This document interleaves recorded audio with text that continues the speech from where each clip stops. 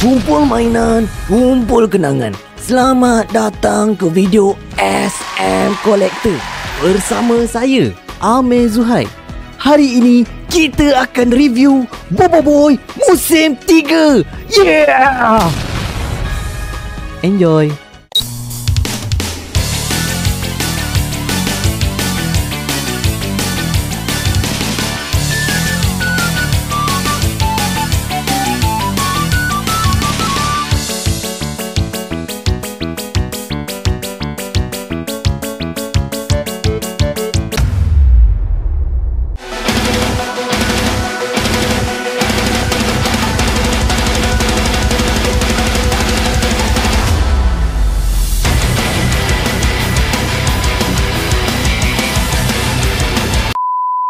Okey, saya sudah tengok Bobo Boy musim 3 episod 6 dan episod kali ni memang penuh dengan unsur parodi serta twist yang tidak dijangka. Ia bukan sahaja menyambung isu ingatan probe dari episod sebelum ni, tetapi berjaya membawa ke tahap yang lebih dramatik, lucu dan juga sarkastik terhadap dunia jual beli. Dari awal sampai ke akhir, saya sebagai penonton memang terhibur dengan drama antara Adudu, Probe, Bagogo dan watak baru yang kononnya pakar, watak Bagaga. Tapi dalam kelucuan itu tetap ada mesej dan nilai murni yang boleh kita perhatikan. Salah satu kekuatan utama episod ini ialah penceritaan yang padat dengan elemen komedi situasi dan plot twist yang kreatif.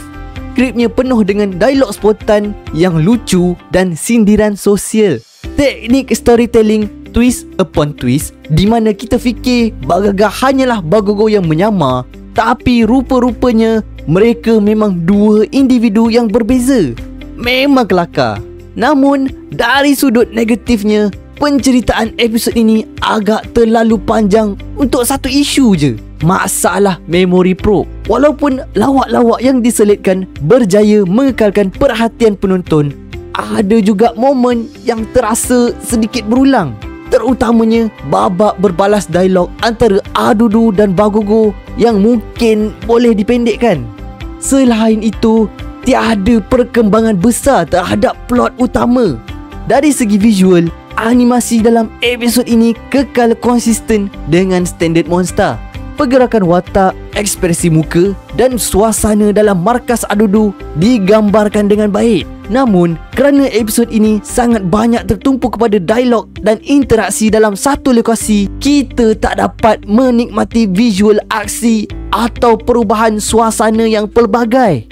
Selain itu, apa yang kanak-kanak boleh belajar dari episod ini ialah pentingnya kesetiaan dan persahabatan.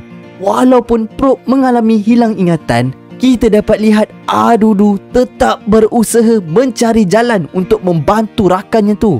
Di samping itu, episod ini juga menyindir sikap mudah percaya kepada penjual yang licik. Mesej tersirat lain ialah tentang keikhlasan dan nilai percaya antara kawan. Walaupun lawaknya kuat, tetapi mesejnya tetap sampai. Memang bagus. Secara keseluruhannya, episod ini sangat menghiburkan dengan komedi yang mantap dan lakonan suara Encik Nizam yang menyerlah. Ia mungkin tidak padat dari segi aksi atau perkembangan watak utama Bobo Boy, tetapi kekuatan utama penceritaan ringan dan humor menjadikannya satu episod yang refreshing. Rating saya personally untuk episod kali ini adalah 5 out of 10. Walaupun saya banyak gelak, saya rasa masih ada lagi improvement yang boleh dilakukan terhadap penceritaan dan juga pengaplikasikan babak lawan dalam episod kali ni. Tak sabar saya untuk tengok apa yang jadi dekat episod yang seterusnya. Itu saja daripada saya. Ingat ya, jangan jalan tidak tengok jalan.